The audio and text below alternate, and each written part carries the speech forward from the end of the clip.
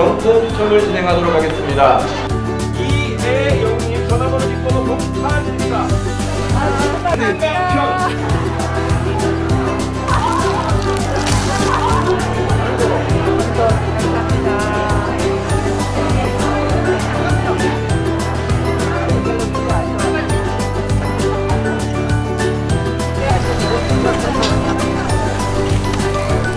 너무 맛있어요. 완전 맛집이에요.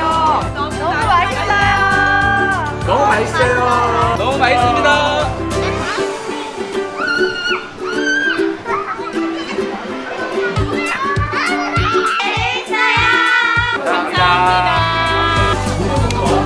준비해주세요.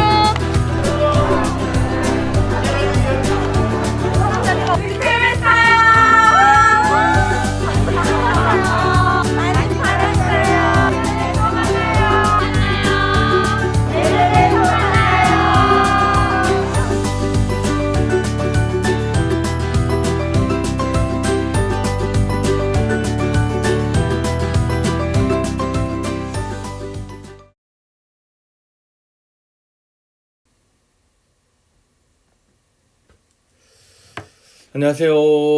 네. 지난주 한 주간을 또 바자회와 또 개인적인 사정으로 휴강을 했고요. 이번 주는 지난주 휴강 전에 우리 예수님의 공생의 1년차 사역을 함께 돌아보았고요. 오늘은 그 2년차 사역, 치료하고 위로하시는 그리스도, 그 예수님의 사역에 대해서 함께 알아보는 시간 가지도록 하겠습니다. 벌써 12월 셋째 주입니다. 올해도 얼마 남지 않았는데 우리 마지막까지 또 말씀 강의 잘 들으시고 또 묵상하시면서 또 말씀 통독하시면서 올 한 해를 잘 마무리하는 우리 성도님들 되시기를 소망합니다. 네, 예수님의 공생의 2년차 사역을 한마디로 정리하면 치료하고 위로하시는 그리스도라고 제가 정의할 수 있겠습니다. 예수님의 공생의 2년차는 왼쪽에 보시는 그림과 같이 38년대 병자를 고치신 사건으로부터 해서 그리고 안식일 논쟁, 그리고 갈릴리에서 12 제자를 확정하시고 산상수훈을 하시고 백부장 종을 고치시고 나인성 가부의 아들을 고치고 옥합 깨트린 여인을 고치시는 사역, 그리고 바리새인의 표적을 구하는 것, 그리고 두 번째 6월절로 시작해서 그 다음 6월절까지 해서 주로 갈릴리에서 주된 사역이 진행되게 됩니다. 왼쪽에 두 번째 6월절로 시작해서 밑에 하단에 있는 오타입니다. 세 번째 6월절까지 6월절 사이에 1년 동안 예수님께서 어떤 사역을 하셨는지 그 사역을 정리하면 치료하고 위로하시는 그리스도의 사역이라 말할 수 있습니다. 공생의 2년차 사역의 특징은 먼저 6월절을 지키기 위해 예루살렘에 가서 예수님이 얼마 동안 머물렀는지에 대한 기록은 따로 없습니다. 공생의 2년차 사역은 민중을 위한, 특별히 가난하고 아픈 자들을 위한 갈릴리 순회 사역이라 말할 수 있고요. 세 번째는 민중들에게 예수님의 이적과 기적을 통해서 예수님의 신성을 명확하게 드러내신, 또 나타내 보이신 사역이라 할 수 있습니다. 마지막으로 12 제자를 확정한 후에 상상수원을 중심으로 하나님 나라 백성의 규범, 삶의 규범을 예수님은 산상수훈을 통하여서 백성들에게 또 오늘날 우리에게 말씀해주고 있습니다. 예수님의 공생의 사역 2년은 갈릴리 민중들, 특별히 가난하고 아프고 소외된 자들을 위한 예수님의 순회 사역이라 말할 수 있습니다. 갈릴리와 또 가버나움을 돌아다니시면서 수많은 기적과 이적을 베푸셨습니다. 그리고 특별히 갈릴리라고 하는 지역의 특성을 살펴보았을 때 이 갈릴리 땅은 예수님께서 상당한 시간 동안 또 마음과 애정을 가지시고 사역했던 장소입니다. 갈릴리는 유대인들을 비롯하여서 베니게인, 수리아인, 그리고 아라비아인 등 여러 민족들이 함께 섞여서 살았던 지역이고 반목과 갈등이 많았던 지역입니다. 그래서 갈릴리를 이방의 갈릴리라고 부를 정도였습니다. 이 갈릴리 중에서도 예수님 당시에 가장 중심이 되는 교통의 요충지였던 지역이 바로 가버나움입니다. 갈릴리에서 가장 큰 지역이고 또 많은 사람들이 모여 있고 교통의 발달 그리고 돈의 흐름이 있는 곳, 경제적 흐름이 왕성한 곳이 바로 이 가버나움이었고요. 이 가버나움은 아름다운 경치와 기름진 옥토를 갖고 있어서 주변 지역에 비해서 많은 인구들이 살고 있었습니다. 갈릴리 호수는 바다의 수면보다 200m 아래 위치하여서 하프 모양처럼 생겼기에 히브리어로 수금을 뜻하는 키노르에서 파생된 게네사렛이라고도 불렸습니다. 그래서 게네사렛이라 불리고 갈릴리 호수라 또는 갈릴리 바다라고 불릴 정도로 이 갈릴리 호수에는 여러 이름이 있습니다. 특별히 예수님은 이 갈릴리 그리고 갈릴리 호수 또 그리고 가버나움을 중심으로 하여서 예수님의 주된 사역이 진행되었습니다. 예수님의 2년차 사역은 유월절, 두 번째 유월절로부터 시작하여서 세 번째 유월절 이 사이 1년간의 기록을 통해서 우리는 예수님의 2년차 사역이 진행되었음을 알 수 있습니다. 4월 6월절이 되자 예수님은 제자들과 함께 예수님의 때가 되었음을 알리고 제자들과 함께 사마리아를 거쳐서 예루살렘으로 또 올라가게 됩니다. 오늘은 다음 주까지 해서 이 예수님의 공생의 2년차에 대해서 우리가 자세히 한번 나눠보도록 하겠습니다. 먼저 베데스다 연못에서 38년 된 병자를 고치신 사건을 함께 보도록 하겠습니다. 예수님의 공생의 1년차 사역은 예루살렘 성전 청결 사건이었습니다. 그리고 예수님의 공생의 2년차 첫 사역은 바로 예루살렘 베데스다 연못에 있던 38년 된 병자를 고치는 사건입니다. 예루살렘의 기득권 세력들은 유월절을 준비하며 우려했습니다. 예수님이 또다시 예루살렘으로 올 터인데 이번에는 또 어떤 일들을 또 어떤 사건들을 일으킬까 사실은 그들은 염려했을 것입니다. 그래서 이번에 기득권 세력들 바리새인, 서기관, 제사장들은 이번 기회에 예수님을 확실히 잡자라고 아마 모의를 했을 것입니다. 무슨 일만 있으면 득달같이 달려들어서 예수님을 잡으려고 이들은 이때부터 마음에 가지고 있었습니다. 그런데 아니나 다를까 예수님께서 예루살렘에 올라오셔서 성전 밖에 있는 베데스다 연못에서 놀라운 일을 했다는 기적을 일으켰다는 소식을 듣게 됩니다. 안식일에 병자를 고친 이야기를 듣고 유대인들이 또 예수님을 핍박하기 시작합니다. 그때 예수님께서는 내 아버지께서 이제까지 일하시니 나도 일한다. 요한복음 5장 17장의 말씀을 통해서 예수님께서 하나님을 자기 아버지라고 하자 유대인들의 반응은 더욱더 심해지기 시작합니다. 유대인들이 이로 말미암아 더욱 예수를 죽이고자 하니 이는 안식일을 범할 뿐 아니라 하나님을 자기의 친아버지라 하여 자기를 하나님과 동등되게 삼으심이러라 라고 요한복음 5장 18절에서 얘기하고 있습니다. 제명은 안식일을 범한 죄 그리고 하나님을 아버지라고 여긴 신성 모독죄라는 것, 이것은 엄청난 죄입니다. 유대인들의 법률을 그리고 그들이 지켜왔던 이것들을 깨었기 때문입니다. 당시 예루살렘 지도인데요. 네, 제 기계에 좀 문제가 생겨서 이번에 이제 펜슬을 사용할 수 없게 되어서 계속 목소리로 설명을 해드리는 것 양해를 구합니다.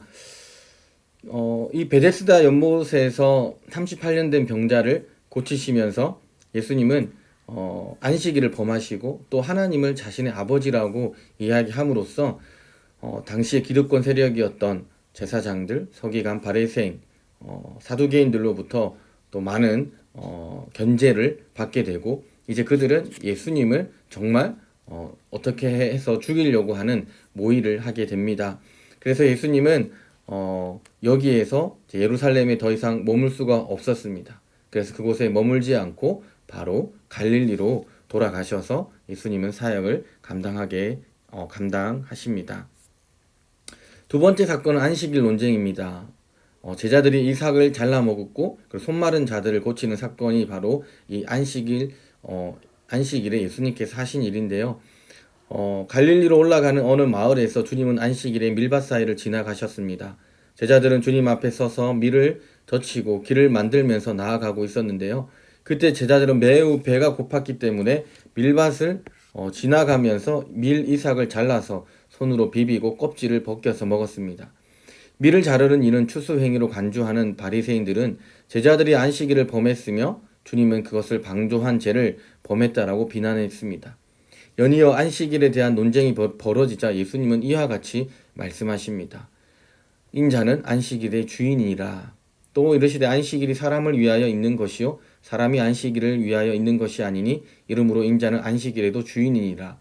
또 이르시되 인자는 안식일의 주인이니라 라고 말씀하시면서 바로 이 안식일이 누구를 위해서 있는가 라고 하는 것을 분명하게 말씀하셨습니다. 당시에 제사장들, 바리새인들, 서기관들을 통해서 변질되었던 안식일에 대한 규정을 다시 예수님이 바르게 우리에게 해주고 계신 것입니다. 두 번째, 손 마른 자들을 고치는 사건은요. 예수님은 가버나움 회당에서 안식일에 손 마른 자를 고치셨습니다. 이로 인해 예수님을 노리는 자들이 또한 많아지게 되는데요. 마가복음 3장 6절에 보면 바리새인들이 나가서 곧 해당 헤롯 당과 함께 어떻게 하여 예수를 죽일까 의논하니라 라고 말하고 있는데요. 헤롯 당은 지난번 시간에 말씀드렸듯이 헬라의 관습과 로마의 법을 따르는 유대인들, 그리고 헤롯 왕과 관련되어서 어떤 권력과 자신들의 세력을 유지하려고 했던 사람들입니다. 이들은 바리새인들이 싫어하는 세속주의자들이었는데요. 그럼에도 불구하고 이들과 긴급 회의를 열어서 어떻게 하면 예수님을 죽일까? 바리새인들이 자기들이 싫어했던 어떤 자기의 이익을 따라 살았던 그 헤롯 당과 연합하여서 예수님을 죽이기로 모의하게 됩니다. 예수님을 죽일 때 바리새파, 사두개파, 헤롯파, 로마 총독 등 4개파가 종파가 함께 연합하게 됩니다. 유대 종파들은 자존심이 강해서 서로 잘 타협하지 않았음에도 불구하고 예수님을 죽이고자 한 마음이 되었던 것입니다. 예수님을 죽임으로써 각자가 가지고 있던 기득권, 권력 또는 세력을 보호하기 위함이었습니다. 예수님은 알고 계셨음에도 불구하고 이 안식일 논쟁을 통하여서 분명하게 안식일의 정의를 올바르게 내려주시고 또한 이것을 통하여서 이런 사람들로부터의 공격을 받을 거를 알고 계셨지만 예수님은 그것을 우리에게 올바르게 가르쳐 주셨습니다. 세 번째는 무리를 고치시는 일이었습니다. 예수님은 종교 지도자들과 정치 세력이 하나가 되어 자기를 죽이려 한다는 사실을 아셨고 그리고 가버나움을 떠나게 됩니다.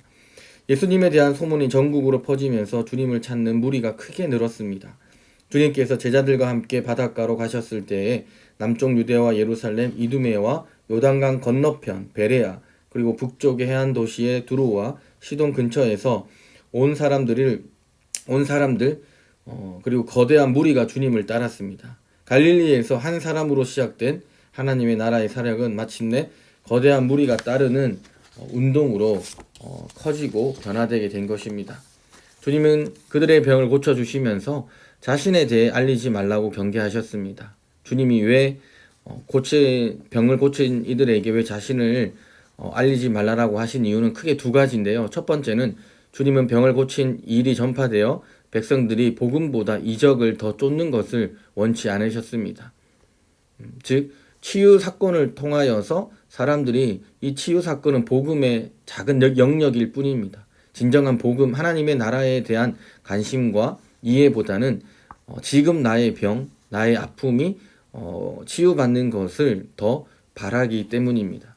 두 번째, 주님은 자신을 요란하게 선전하지 않고 온유하고 겸손한 자세로 하나님께서 맡겨주신 또 아버지께서 맡겨주신 일들을 최선을 다하여 감당하시기 위함이었습니다. 그래서 예수님은 어디에서 누군가에게 병을 고쳐 주더라도 사람들에게 알리는 것을 금하셨습니다. 네 번째는 사람을 낚는 12제자를 임명하셨습니다. 예수님은 자신을 따르는 많은 군중 앞에서 매우 신중하게 시간을 두고 개개인을 보시고 최종적으로 12명을 확정하셨습니다. 그 당시 랍비들도 자신들의 가르침을 전수하고 제자 집단을 두고 있었습니다. 그러나 예수님께서 그분의 제자들을 부르신 목적은 단순히 그들이 자신의 가르침을 전수받도록 하기 위함이 아니라 그들이 사람을 낚는 어부가 되게 하려는 것이었습니다. 구약의 12지파가 하나님 나라의 백성을 이루었듯이 예수님의 12제자는 신약의 영적 공동체의 기초가 되었습니다. 12제자가 120문도가 되었고 120문도가 성령 충만함을 받은 후 전 세계의 선교사로 복음 전도자로 파송되게 되었습니다. 이 12명은 사도들이었습니다. 예수님이 그들을 불렀을 때 심중에 그들을 향한 특별한 사명, 즉 자신이 이 땅에 사역을 마친 후에 자신의 사역을 계속 수행하게 하려는 사명을 품고 있으셨습니다. 오순절에 성령의 권능을 받은 후 사도들은 예수님의 증인으로서 피 흘려 순교함으로써 하나님 나라와 예수 그리스도의 죽으심과 부활하심을 전했습니다. 우리 손에 성경이 들려질 때까지 순교자들의 피가 있었습니다. 그들의 헌신과 피가 있었기 때문에 우리 손에 이 구원의 복음, 생명의 복음이 있게 되었습니다. 또한 그들 때문에 열방 가운데 그리스도의 십자가가 세워질 수 있었습니다. 오늘도 누군가의 헌신 때문에 죽어가는 영혼들이 하나님을 만나게 됩니다. 오늘 우리의 기도 때문에 또는 우리의 헌신 때문에 죽어가는 영혼이 예수님을 만날 수 있는 것입니다. 오늘 우리에게도 예수님께서 12제자를 부르시고 또 그들을 귀한 사명을 주시고 헌신하게 하셨던 것처럼 오늘 우리에게도 우리에게 주신 사명 또 소명을 따라서 우리의 삶의 자리에서 복음을 전하며 헌신하며 살아가는 우리 성도님들 되시기를 바랍니다. 다섯 번째는 상산수훈입니다. 12제자를 선택하신 후 마태복음 5장부터 7장까지는 상산수훈을 주셨습니다.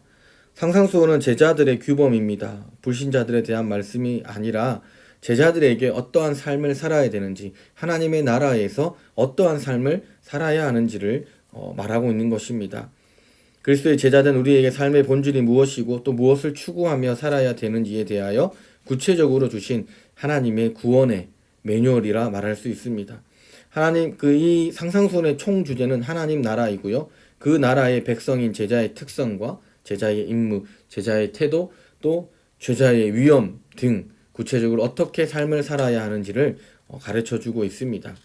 예수님은 상상수훈에서 구약의 모세에게 주셨던 계명들을 들어서 하나하나 재해석하셨습니다. 마태복음의 상상수훈은 누가복음에 기록된 것과 같은 일반적인 구성으로 되어 있지만 훨씬 더 길며 더 많은 내용들이 포함되어 있습니다.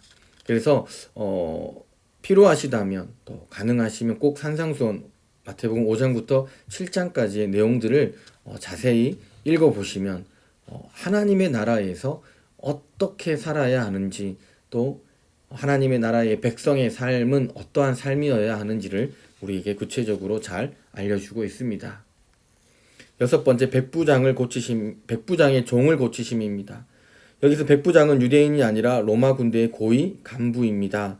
당시에 로마의 10군단은 갈릴리 우측 베레아 지역에 위치하고 있었고요.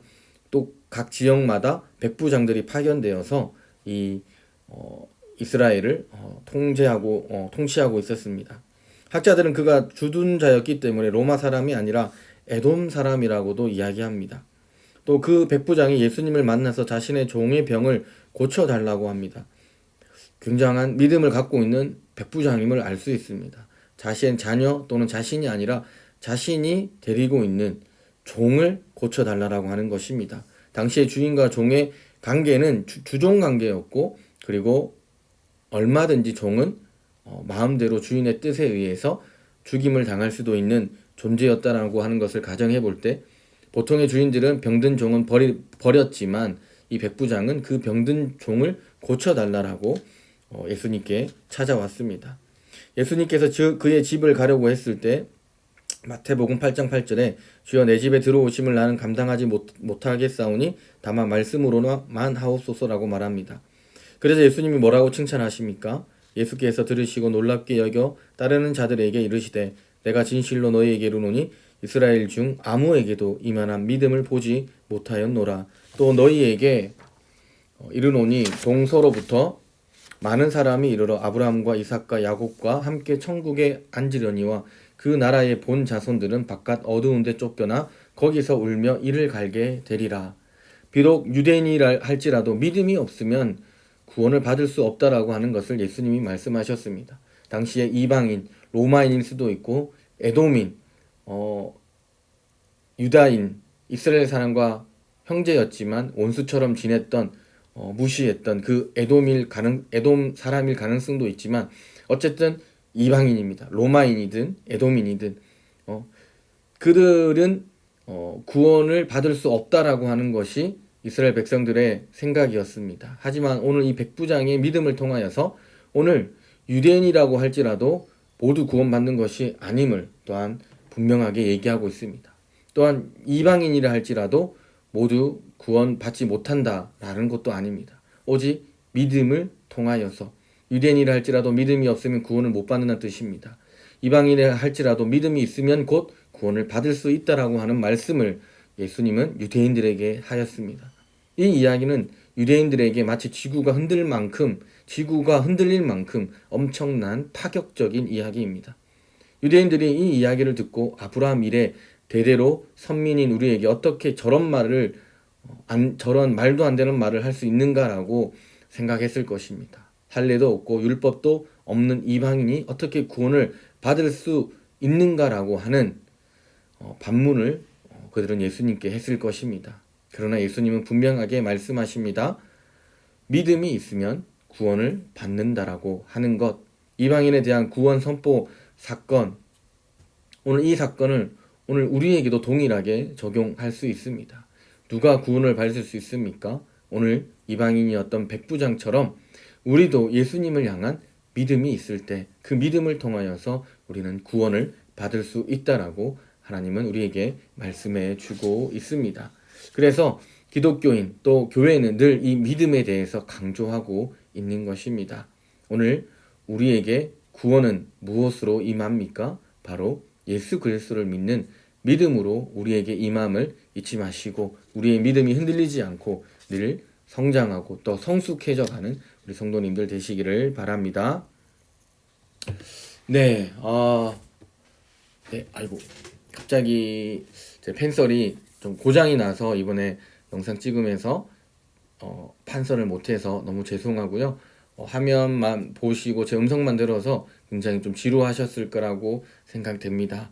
이번 주에 꼭 이 펜서를 제가 고쳐서 다음에는 판서하면서 같이 또 강의를 들을 수 있도록 하겠습니다. 네, 다음 주는 11월 27일 오후 2시 30분에 진행하도록 하고요. 예수님의 공생의 2년차 두 번째 시간 9강으로 진행하겠습니다. 네, 벌써 9번째 오리엔테이션까지 해서 10번째 시간이 되고 있습니다.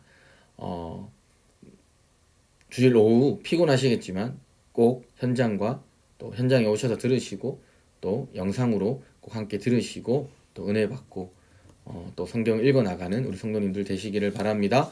이번 주에는 고린도후서 1장부터 13장 그리고 갈라디아서 1장부터 6장까지 과제입니다. 꼭 읽으시고 함께 또 강의에 참여하는 우리 성도님들 되시기를 바랍니다.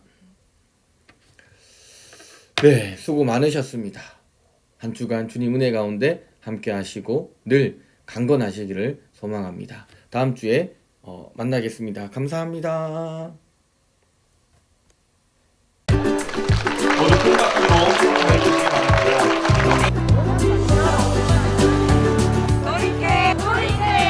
바다에 파이팅!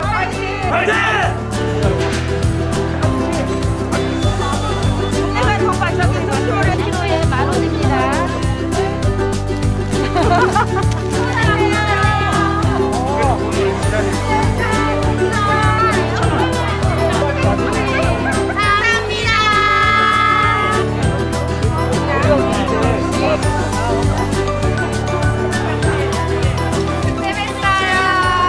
우리의 사랑이요.